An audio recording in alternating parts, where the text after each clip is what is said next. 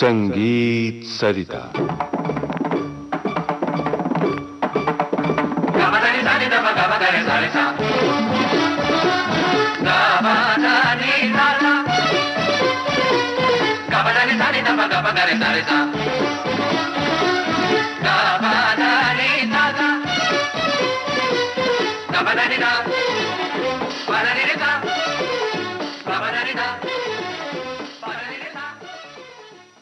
हमारे फिल्म संगीतकार और उनकी रचनाएं।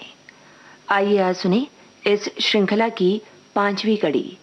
प्रस्तुत कर रहे हैं प्रसिद्ध बांसुरी वादक श्री हरि प्रसाद चौरसिया। संगीत सरिता के श्रोताओं को मेरा संगीत भरा प्यार। श्रोताओं, आज हम आपको एक ऐसे व्यक्ति से परिचय करवाना चाहेंगे जिनका परिचय हमारे बचपन में ही, जब मैं बच्चा था तभी से आप लोगों को हो चुका है, जिनका नाम है रोशन, संगीत निर्देशक रोशन। हम आज के जो कलाकार हैं, हम इनके भक्त तो है ही हैं, पहले से भी भक्त थे, लेकिन जो हमारे आने वाली पीढ़ियां हैं जिन्होंने इनको कभी देखा नहीं है बल्कि इनका गाना सुनती आ रही है, वो इनकी हमेशा हमेशा भक्त रहेगी, इनके संगीत की भक्ति किया करेगी।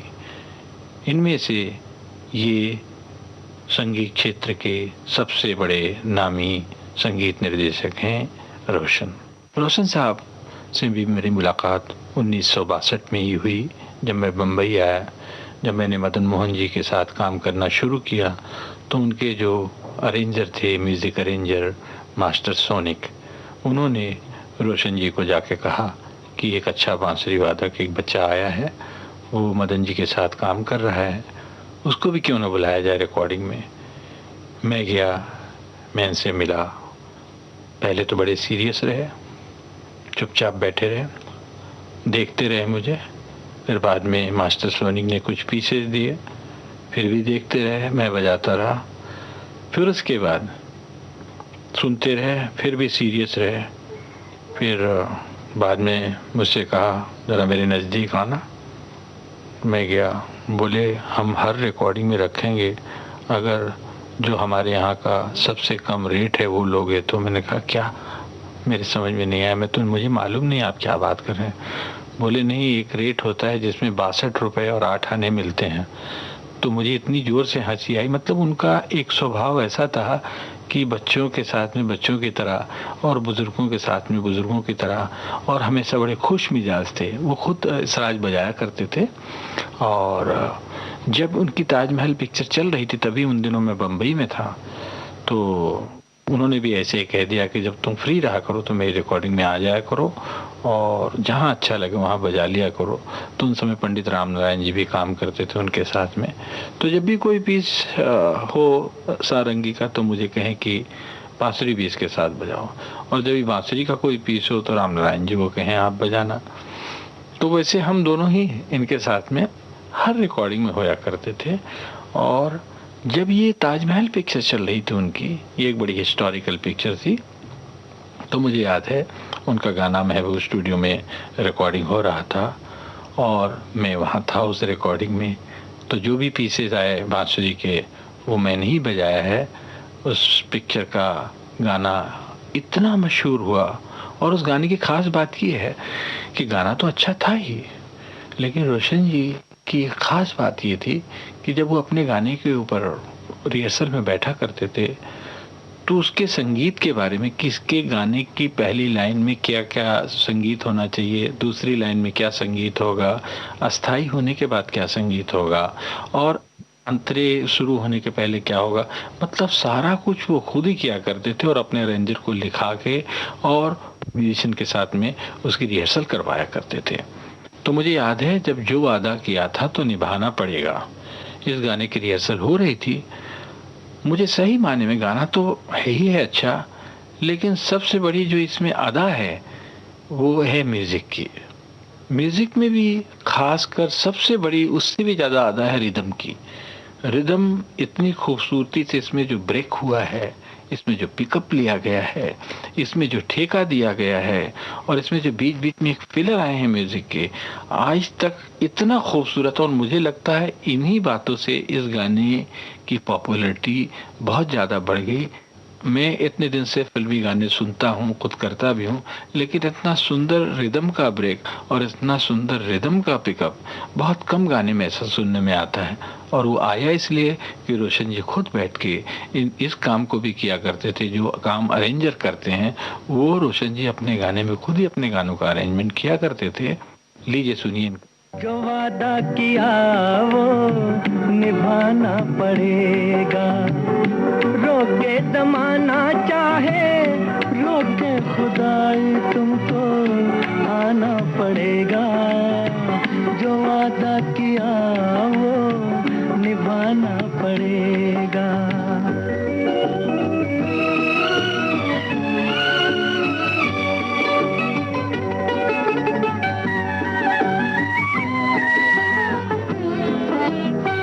तरसती निगाहों ने आवाज दी है, मोहब्बत की राहों ने आवाज दी है। जाने हया जाने अदा छोड़ो तरसाना तुमको आना पड़ेगा। जो वादा किया वो निभाना पड़ेगा। ये माना हमें जाते जाना पड़ेगा, पर ये समझ लो तुमने जब भी पुकारा हमको आना पड़ेगा। जो वादा किया वो निभाना पड़ेगा।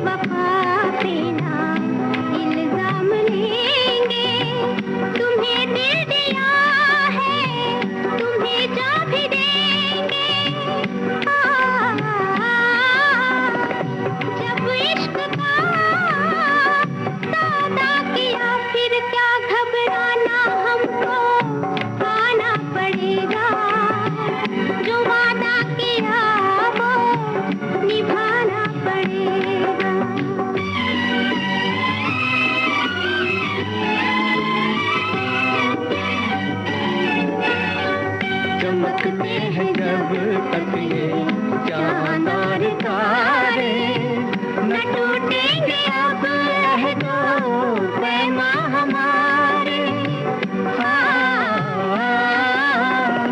एक दूसरा जब दे सदा हो के दीवाना हमको आना पड़ेगा। जो वादा किया वो निभाना पड़ेगा, निभाना पड़ेगा। अब देखिए, ये जो दूसरा अंदाज है रोशन जी का, जिसको हम कहते हैं ठुमरी अंग। ठुमरी अंग भी उनका एक कमाल का अंग था। वो कभी कभी कोई पिक्चरों में वो अंग लाते थे, और जब वो लाते थे तो उसका एक रूप ही अलग होता था। ये गाना जिसको हम अभी आपके सामने पेश करने जा रहे हैं, इस गाने में आप देखेंगे कि उन्होंने स्वरों का ठुमरी को रूप देते हुए ऐसे स्वरों का प्रयोग किया है कि जब हम उस राग को पंचम से देखते हैं तो पंचम से वो लगता है कि ये बागेश्वरी है, और जब हम सा से उसको देखते हैं जो उसका मेन सा है, उसको जब हम सा से देखते हैं तो लगता है खम्माज में ठुमरी गा हो रही है। तो इन दोनों रागों को मिला के अगर पंचम को हम सा मानते हैं तो पंचम के साथ से जब बागेश्वरी का अंग खुलता है तो लगता है कि एक बागेश्वरी को किस खूबसूरती से उन्होंने सजाया है। और जब सा पे आते हैं तो खम्माज, जैसे मिश्र खम्माज हो या खम्माज हो, उसका रूप मिलता है। और क्या सुंदर लता जी ने भी इसको गाया है। और वही बात इस गाने में जो ख़ास बात है कि रोशन जी ने इसको अपनी तरीके से संगीत से भी सजाया है। जैसे रिदम का ब्रेक करना और रिदम को कहाँ पर डबल करना है, कहाँ पर सिंगल करना है, कहाँ पर इसमें म्यूजिक का फिलअप आना है, चाहे कभी म्यूजिक में रिदम फास्ट बजना है, ये सब सारा वो खुद ही संभालते थे और खुद ही वो किया करते थे। तो लिए सुनिए ये दूसरा उनका ठुमरी का अंदाज रोशन जी का।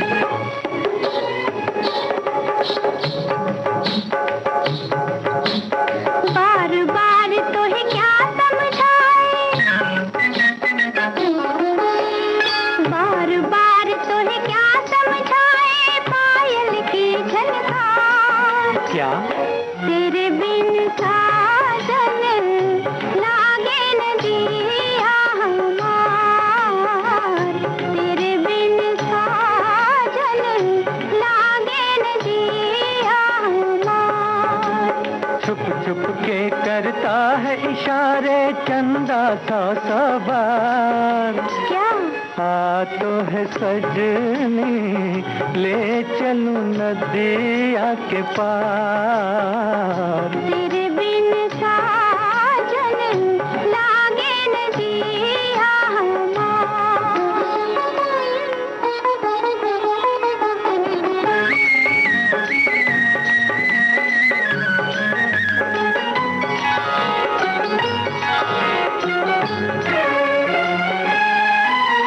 दरिया ऊपर चांदनी आई संभल संभल, दरिया ऊपर चांदनी आई संभल संभल। इन लहरों पर मन मेरा गया मचल मचल। एक बात कहता हूँ तुमसे, एक बात कहता हूँ तुमसे, ना करना इनकार। क्या तो है सजनी ले चलूं नदिया के पार। तेरे बिन साजन लागे नदिया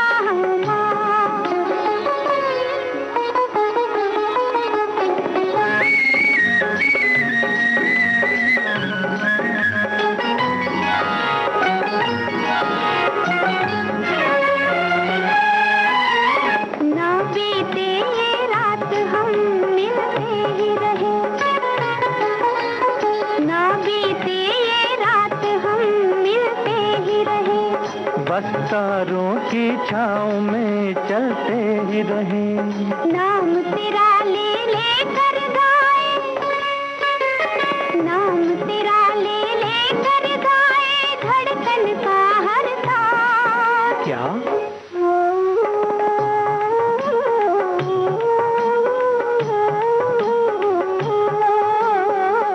तेरे बिन साजन लागे नदिया। लता मंगेशकर और मोहम्मद रफ़ी की आवाज़ों में अभी आप सुन रहे थे फिल्म आरती की ये रचना। गीत रचना थी मजरू सुल्तानपुरी की, संगीत रचना रोशन की। हमारे फिल्म संगीतकार और उनकी रचनाएं, इस श्रृंखला की ये 5वीं कड़ी थी। प्रस्तुत कर रहे थे प्रसिद्ध बांसुरी वादक श्री हरिप्रसाद चौरसिया। विविध भारती के संग्रहालय से प्राप्त इस कार्यक्रम की प्रस्तुतकर्ता छाया गांगुली।